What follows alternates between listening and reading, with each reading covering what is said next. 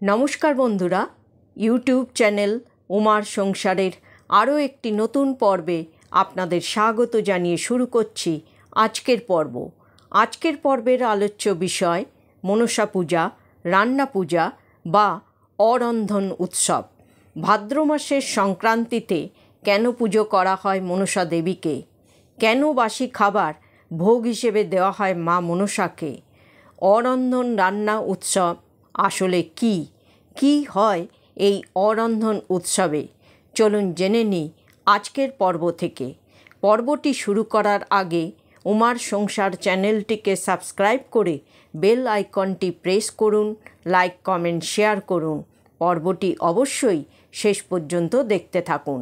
বিশ্বকর্মা পুজোর পাশাপাশি শুরু হয় বাঙালির হেসেলে রান্না পুজোর আয়োজন। ভাদ্র মাসের শেষ দিনে হয় বিশ্বকর্মা পুজো, একই সঙ্গে হয় রান্না পুজো। কিন্তু জানেন কি, এই রান্না পুজোর সঙ্গে বিশ্বকর্মা পুজোর কিন্তু কোনো সম্পর্কই নেই।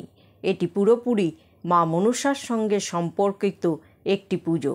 সাপের কামড় থেকে বাঁচতে লৌকিক দেবী মনসার পূজার প্রচলন। বর্ষার সময় সাপের উপদ্রব বেশি হয়, তারপর শীতকাল আসতেই শীত ঘুমে চলে যায় তারা। কিন্তু এই মাঝামাঝি সময় সাপেদের আনাগোনায় গ্রামাঞ্চলে আতঙ্ক ছড়িয়ে পড়ে। তাই এই সময় দেবী মনসাকে সন্তুষ্ট রাখতে ও সংসারে দেবীর কৃপা বজায় রাখতে এই দিন বাড়িতে উনুনে রান্না করা হয় না। আগের দিনের রান্না করা খাবার ভোগ হিসেবে নিবেদন করা হয় মা মনসাকে। আর মনসা পুজোর একটি অন্যতম আচার হলো অরন্ধন। অরন্ধন উৎসব আসলে কি? অরন্ধনের অর্থ হলো রন্ধন বা রান্না না করা। পুজোর আগের দিন রাত্রিতে রান্না করে সেই বাসি খাবার আচারবশত পরের দিন খাওয়ার রীতিই হলো অরন্ধন।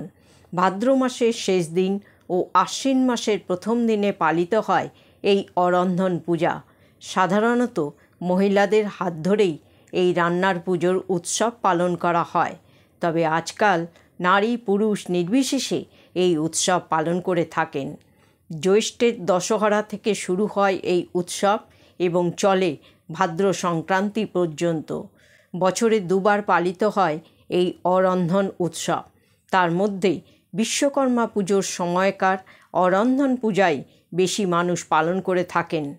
আর একবার অরন্ধন উৎসব হয় মাঘ মাসে সরস্বতী পুজোর দিন।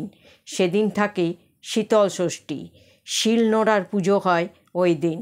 অরন্ধন পুজো দুভাবে হয়, অর্থাৎ ইচ্ছা রান্না এবং বুড়ো রান্না। ভাদ্র মাসের যে কোনো শনি মঙ্গলবার ইচ্ছা রান্না উৎসব পালন করা হয়। গৃহীরা তাদের মনোমতো দিন ঠিক করে রান্না পুজো করে, তাই এর নাম ইচ্ছা রান্না। এবং ভাদ্র মাসের সংক্রান্তির দিন বুড়ো রান্না পুজো অনুষ্ঠিত হয়। সূর্য ডোবার পর থেকে রান্না শুরু হয় আর সূর্য ওঠার আগে তা শেষ করতে হয়। রান্না পুজোর আগে বাড়ির মহিলারা ঘরদুয়ারের সর্বত্র পরিষ্কার পরিচ্ছন্ন করে। রান্না পুজোর জন্য নতুন মাটির পাত্র কিনে আনা হয়। এখন অবশ্য মাটির বাসনের তেমন চল নেই, তাই রান্নাঘরের বাসনপত্রগুলিকেই খুব ভালো করে মেজে ঘষে পরিষ্কার করে ধুয়ে নেওয়া হয়। বিশেষ করে শিলনোড়া, বটি, মশলার কৌটো ইত্যাদি। এদিন উনুন এবং উনুনের চারপাশে ভালো করে নিকোনো হয় গোবর মাটি দিয়ে। শুকিয়ে গেলে সেখানে চাল বাটা দিয়ে নানান ধরনের আলপনা আঁকা হয়।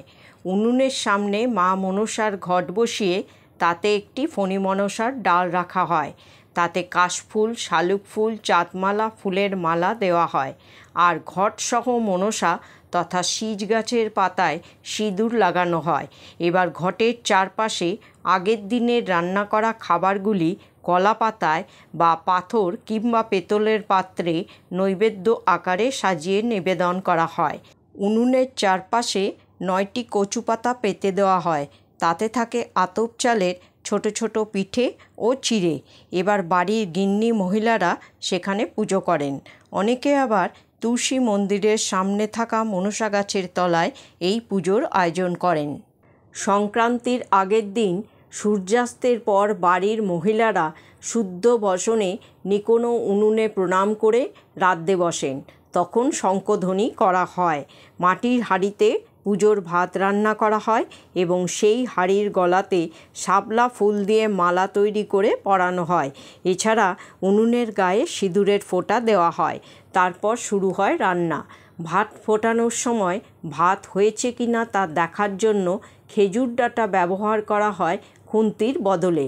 আর যাবতীয় রান্নার অল্প কিছু অংশ উনুনে নিবেদন করা হয় ব্রহ্মাকে সন্তুষ্ট করার লক্ষ্যে। রান্নার পাট চুকে গেলে ফের শঙ্খ বাজানো হয়। রান্না করা জিনিসপত্র ঢেকে রাখা হয়। লক্ষ্য রাখতে হয় যাতে সেগুলি নষ্ট না হয়ে যায়। আর পান্তা ভাত বানাতে আলাদা পাত্রে গরম ভাত ঢেলে তাতে জল দেওয়া হয়। অনেক পরিবারের রীতি রয়েছে রান্না পুজোর সময় মনসা মঙ্গল বা মনসা দেবীর পাঁচালি পাঠ করার। পুজোর শেষে নৈবেদ্যের কিছু কিছু অংশ কলাপাতায় করে পুকুরে ভাসিয়ে দেওয়া হয়। অরন্ধন রান্না পুজোর কিছু বৈশিষ্ট্য আছে। এই রান্না পুজোয় ভাজাভুজির আধিক্য লক্ষ্য করার মতো। কুঁদরি, চিচিঙ্গা, নারকেল, কুমড়ো, ঢ্যাঁড়স, আলু, পটল, বরবটি, উচ্ছে, বেগুন ইত্যাদি ভাজা হয়। সেদ্ধ ওলের সাথে গুড় মিশিয়ে এক ধরনের বড়া ভাজা করা হয়। এছাড়া মটর ডাল, মুগ ডাল সিদ্ধ করে কাঁচা লঙ্কা, সর্ষের তেল মিশিয়ে এক বিশেষ স্বাদের ডাল বানানো হয়। একে অনেকে বলে থাকে ডাল চচ্চড়ি। আর মাছ হিসেবে থাকে চিংড়ি, ইলিশ সহ পোনা মাছের পদ। ভাজা এবং ঝাল এই দুই ধরনের পদই হয় মাছের। এছাড়া কচুর ঘন্ট, চালতার টক থেকে শুরু করে পায়েস, পিঠে সব কিছুই থাকে। যে যে শাক মেলে এই সময় তা দিয়ে শাকের তরকারিও রান্না করা হয়। বেশি ভাজাভুজি করার কারণ অন্যান্য তরকারি নষ্ট হয়ে যেতে পারে পরের দিন পান্তা ভাতের সঙ্গে খাওয়ার সময়। রান্না পুজোর ভোগ অঞ্চলভেদে বিভিন্ন হয়, অর্থাৎ কোথাও আমিষ ভোগ দেওয়া হয় তো কোথাও আবার নিরামিষ ভোগও দেওয়া হয়। আগের তিথি অনুযায়ী সংক্রান্তির দিন ভাদ্র শেষ হয়ে আশ্বিন পড়লে তবেই সেই খাবার মুখে তুলতেন গৃহস্থ বাড়ির সকলে। তাই এই উৎসবকে অনেকে বলতেন যে ভাদ্র মাসে রান্না করে আশ্বিনেতে খাওয়া। আবার অনেকেই মজা করে বলেন যে এই মাসে রান্না করে ওই মাসে খাওয়া। তবে এই রান্না পুজো সকলের বাড়িতে অনুষ্ঠিত হয় না। এটা জানা যায় যে এই পুজো বংশ পরম্পরায় চলে আসে। তাই যাদের বাড়িতে রান্না পুজো থাকে তারা আশেপাশের সকল মানুষকে এবং আত্মীয় স্বজনকে নিমন্ত্রিত করে নিজের বাড়িতে ডেকে এই পুজোর আনন্দ ভাগাভাগি করে নেন। তবে সারা বছর বাসি খাবার খাওয়ার অতটা আগ্রহ না থাকলেও রান্না পুজোর এই সময়টা বাসি খাবার সারা দিন ধরে খাওয়ার আগ্রহটা যেন বিপুল পরিমাণে বেড়ে যায়। চারিদিকে বৃষ্টিমুখর পরিবেশে কলা পাতায় পান্তা ভাতের সাথে বিভিন্ন ধরনের ভাজা থেকে শুরু করে মাছ, চাটনি, পিঠে খাওয়ার এক আলাদা আনন্দ। এই আনন্দ দিন দিন বিলুপ্ত হয়ে যাচ্ছে ঠিকই, তবে গ্রামাঞ্চলে এখনও পর্যন্ত রান্না পুজোর গুরুত্ব এতটুকুও কমে যায়নি। এই পুজোর আনন্দ ভাগ করতে অনেকেই শহর থেকে গ্রামাঞ্চলে চলে যান নিজের বাড়িতে অথবা কারোর নেমন্তন্নে।